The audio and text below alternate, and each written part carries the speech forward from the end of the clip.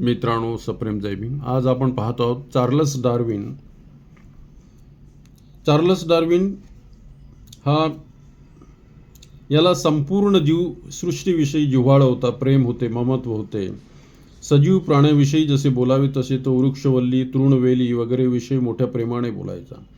त्याने लावलेल्या एखाद्या वृक्षाची किंवा तृणवेलीचे रोवलेले पान वर आले की त्याची ती हुशारी पाहून तो अलगद म्हणायचा, अरे लबाडा, वर आलास, मी इथे तुला अडकवून डांबून ठेवले तरी तू वर डोके काढलेस.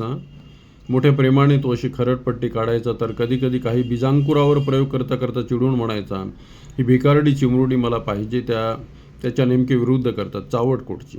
त्याला प्रत्येक रोपटी वृक्ष जणू काही व्यक्तित्व संपन्न व्यक्तीच वाटे.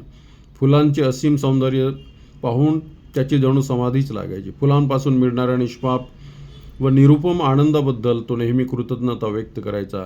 तो फुलांच्या पाकळ्यांना अगदी हळुवारपणे स्पर्श करी. त्या क्षणी त्याच्या विशाल हृदयात बुद्धाचे अपरंपार प्रेम वा एखाद्या निष्पाप बालकाचे कुतूहल दिसे. तो ख्रिश्चन होता, परंतु त्याचा ख्रिश्चन धर्मावर विश्वास नव्हता. तो प्रांजळपणे म्हणायचा, ईश्वराने कोणाला एखादा ग्रंथ दिला यावर माझा तरी विश्वास बसत नाही.